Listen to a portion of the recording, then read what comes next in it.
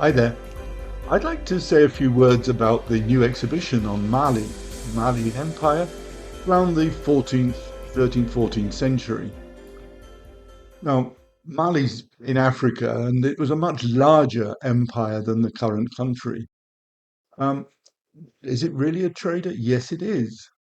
One of the things it traded was gold, gold powder, gold dust that it exported, and that got used throughout Arabia and the European continent. Many of the religious paintings will have their halos with Mali gold. Some of the glistening in Byzantine mosaics will be from Mali gold. The coins minted in Italy, often Mali gold. And much of the royal regalia of European kings and queens would have contained a measure of Mali gold. It wasn't just gold that it exported salt, actually transit that from the Mediterranean down and further south into Africa. It traded also in slaves that were very favored as sort of household servants in Egypt at the time. And what else? Ivory, of course, strange metals, feathers, etc. And in return, it imported salt, again, couldn't do without it, but also copper and brass, textiles, especially very fine textiles, Egyptian cottons, silks, etc., glass beads, and the rest. Now, the central figure in Mali at this time was Mansa Musa. Mansa is king. Musa is short for, well, the Islamic spelling of Moses. Before I tell you about him, actually, his predecessor's got quite an interesting backstory. He decided, with a large fleet, to see what lay on the other side of the Atlantic Ocean and never came back, which is why Musa Mausa actually becomes the ruler. Early in his reign, he decides to go to the Hajj, to Mecca, and of course, being the richest man in the world, does it with a huge entourage of slaves and soldiers and camels carrying gifts of gold to be dispensed quite liberally along the way. When he gets to Mecca, what he brings back is not just spiritual relief, he brings back scholars, he brings back books. And in Timbuktu, which had just been conquered, he establishes a central library, drives at copying books. He brings back new techniques for building mud bricked houses and mosques. And it becomes convention of the courts to show a display of their privilege by collecting private libraries. I, so for me, it's a fabulously fantastic Silk Road story, and I hope that you enjoy it. Now, if you go around the museum, there's a big disconnect between this idea of the richness and the wealth and the show that's created and what you actually see. Many of the statues show illness, show deformity, show suffering.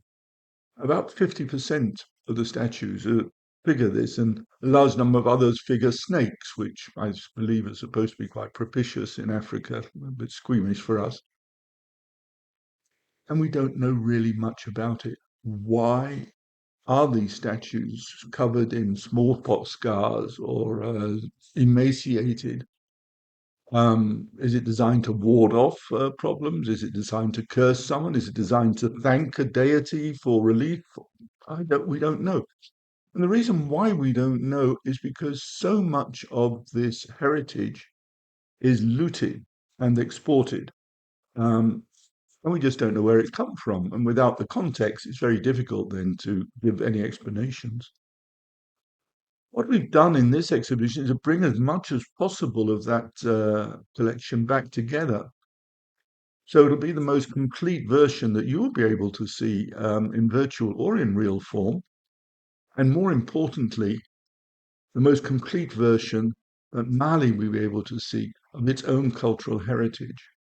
And for this reason, we've translated the whole exhibition into 3 languages: English, well, not translated, English, French, and Bambara, which is the native language, trying to give the heritage back to the cultures that produced it, which is also part of the aim, and for the rest of us in the more comfortable world, the chance to admire, be astonished by, sometimes perhaps be humbled by the exposition and the details that we see.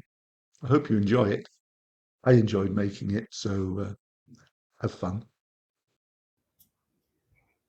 Mali, West Africa. Some beautiful statues. But what has that got to do with the Silk Road? Fortunately, the first information panels provide the answer.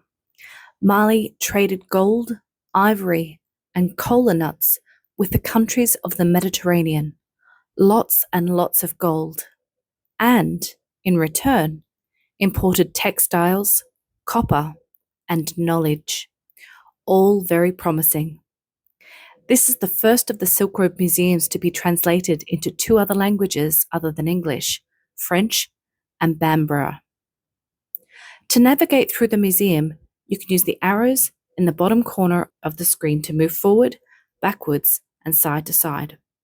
You can also click on an object, and the details will open up for you to read. Move your mouse to also move through the exhibition.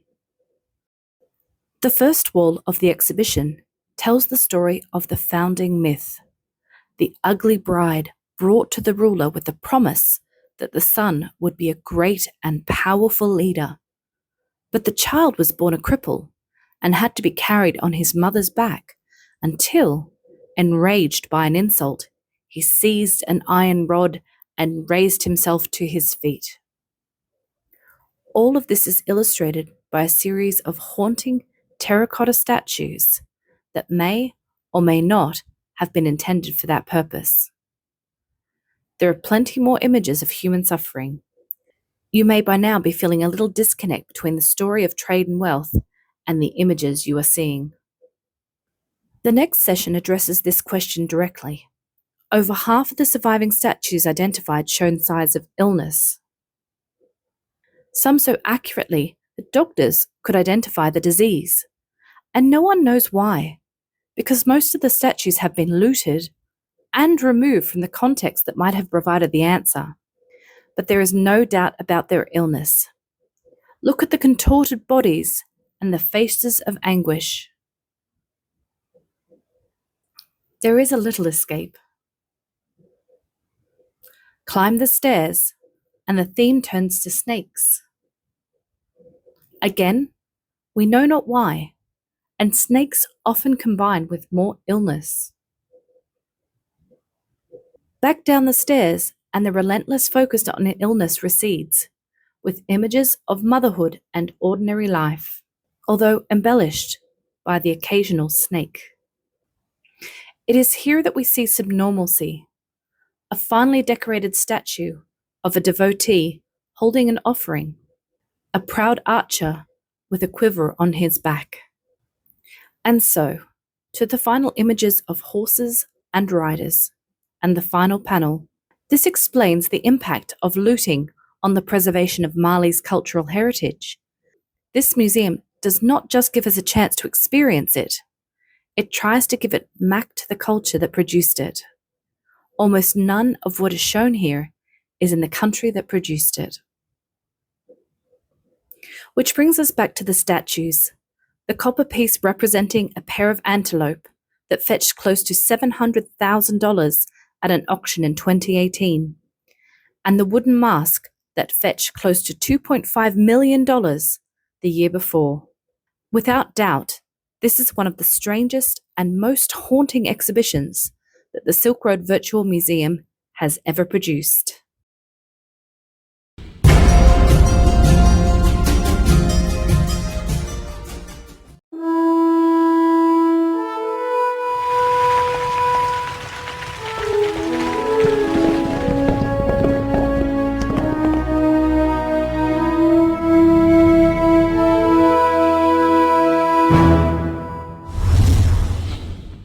I'd like to say a few words about our Afrasiab exhibition. Yeah, I know you never heard of Afrasiab, but it's right next to Samarkand. It was the central city of Samarkand in the Sogdian Empire until it was more or less destroyed at the beginning of the 8th century.